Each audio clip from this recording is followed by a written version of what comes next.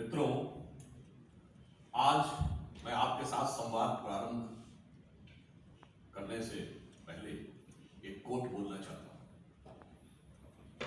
Self discipline is foremost for Swaraj.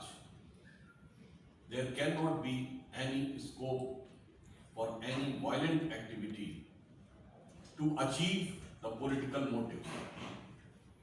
यह quote किसका है? महात्मा गांधी।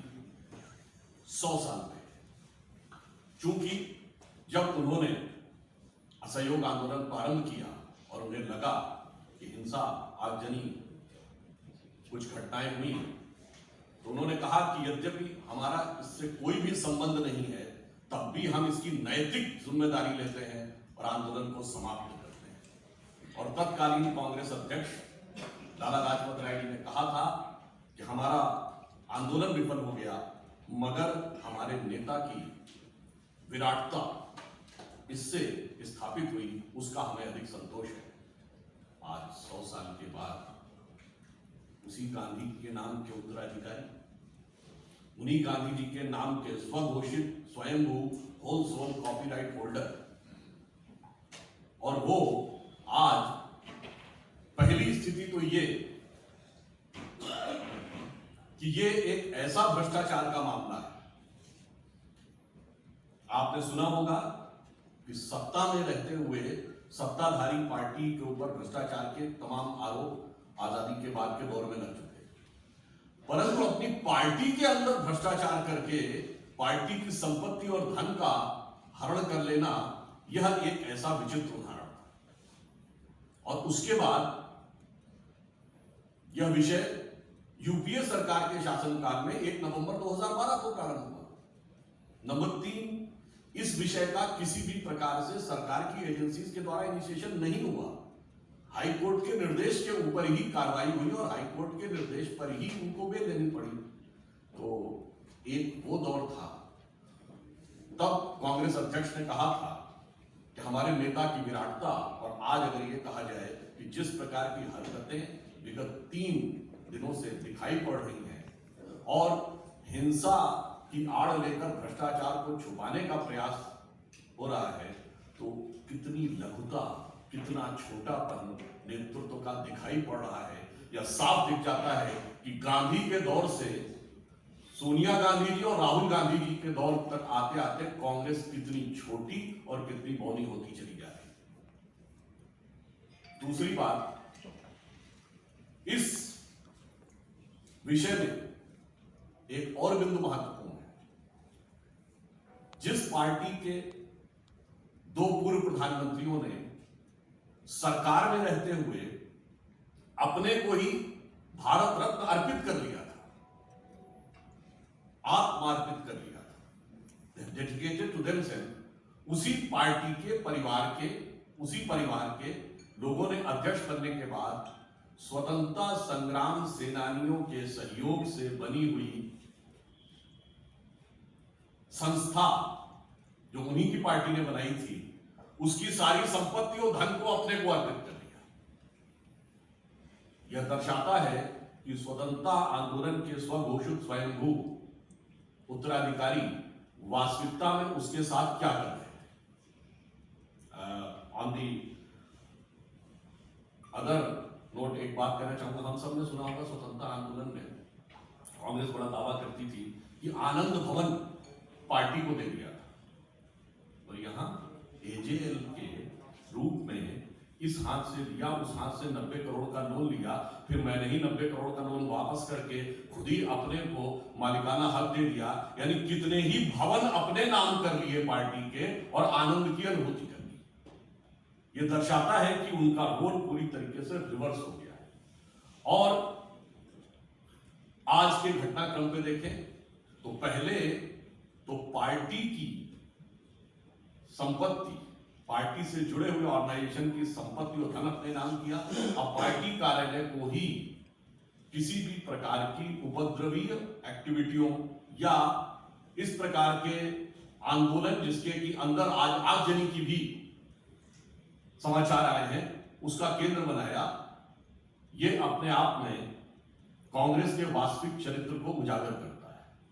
और दूसरा मैं प्रश्न करना चाहता हूं कि आज सवेरे या जब कांग्रेस ने प्रेस कॉन्फ्रेंस किया था तो दोनों मुख्यमंत्री उनके उपस्थित थे, उन्होंने अपने विचार व्यक्त किए थे।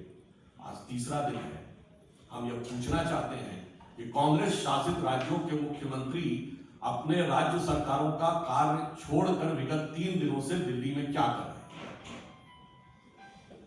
क्या ये उन राज्य सरकारों ने जिन्होंने कांग्रेस को लोकतांत्रिक तरीके से चुना था, उनके साथ एक छल या धोखा नहीं है? हमें इसका उत्तर चाहिए।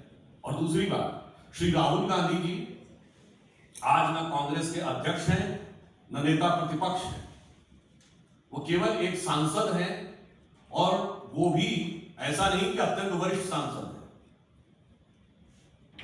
उनसे कहीं अधिक वरिष्ठ सांसद कांग्रेस में है। इसका अर्थ यह हो गया कि कांग्रेस में यह प्रमाणित करता है कि कांग्रेस में पद और कद दोनों का कोई महत्व नहीं है, केवल और केवल परिवार की पार्टी साबित हो गया। अन्यथा श्री राहुल गांधी के लिए सभी मुख्यमंत्रियों का 3 दिन तक अपने राज्य का कार्य छोड़कर दिल्ली में आकर धरना प्रदर्शन करना और कोई कारण बताया ही नहीं जा सकता है।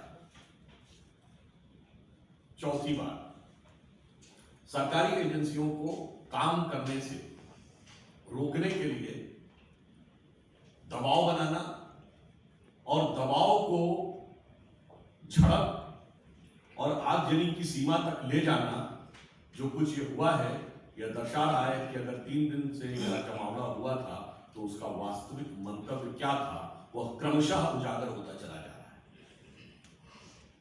और वैसे आप सभी लोग यह जानते हैं कि इस विषय पे, तकनीकी पक्ष पे, हमारे पूर्व में पार्टी के नेता और लोग बात कर चुके हैं, एजेंसीज अपना काम कर रही हैं। बड़ी सहज स्वाभाविक सी बात है कि सभी को पता है कि जो कंपनी का भी मालिक वही और पार्टी का मालिक वही। सिंपल सी बात कहूं कि जब 2010 में 90 करोड़ का लोन दिया, किसने? कांग्रेस पार्टी। कांग्रेस पार्टी के अध्यक्ष कौन? सोनिया जी। किसको दिया? एजेएल को। उसमें कौन? अमित। उसके बाद सारी संपत्तियां एजेएल की कांग्रेस पार्टी के पास आ गई। किसके पास? हमारे पास। फिर हमने ही लोन, किसने लोन माफ कर दिया? कांग्रेस पार्टी ने। जिसका अध्यक्ष कौन? सोनिया जी।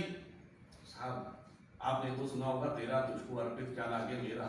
यहां तो तेरा मुझको अर्पित क्या लागे तेरा। ये भारत की जनता नहीं, ये कांग्रेस के कार्यकर्ताओं के साथ क्या किया है। हमारे पार्टी का नेतृत्व यह कहता है कि तन समर्पित, मन समर्पित और यह जीवन समर्पित, और चाहता हूं देश की धरती तुझे कुछ और वो ये कहते हैं कि तेरा तन मन धन सब मेरे को समर्पित। इसलिए यह प्रकरण भारत के इन्वेस्टिगेटिव इतिहास का अपने आप में एक अद्भुत और विचित्र उदाहरण है। और मैं पुनः इसको रेखांकित कर देता हूं, यह विषय यूपीए सरकार के शासनकाल में शुरू हुआ।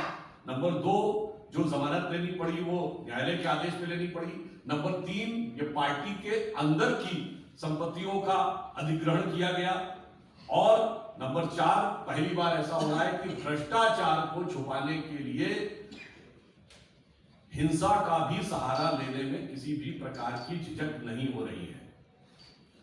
और अंतिम बिंदु, कांग्रेस अब साफ दिखाई पड़ रही है कि यह पार्टी नहीं, परिवार हो गई है। इसलिए यह चिंता का विषय सिर्फ भारत की जनता के लिए नहीं, कांग्रेस कार्यकर्ताओं के लिए भी है। और हम कांग्रेस कार्यकर्ताओं से भी इस विषय का प्रश्न पूछना चाहेंगे कि यदि श्री राहुल गांधी जी न कांग्रेस के अध्यक्ष हैं, न नेता प्रतिपक्ष हैं, और उसके बाद सारे कांग्रेस के सांसद, सारे मुख्यमंत्री आकर उनके लिए यहां के ऊपर धरना दिए हुए हैं, तो ये इस बात का प्रमाण है पार्टी सिद्धांत स्वतंत्रता आंदोलन का स्वघोषित नेतृत्व का दावा उस सबसे ऊपर है, परिवार का जन्म। और हमें इस विषय को लेकर बहुत खेद है कि पहली बार न्यायिक एजेंसियों को या जांच एजेंसियों के कार्य को प्रभावित करने के लिए राजनीतिक आंदोलन होते थे, परंतु राजनीतिक आंदोलन में हिंसात्मक स्वरूप और अपने संवैधानिक पदों का उपयोग या साफ शब्दों में कहा जाए तो दुरुपयोग जांच एजेंसियों की जांच को प्रभावित करने का यह पहला उदाहरण देश के इतिहास में दिखाई पड़ता है। संजय शर्मा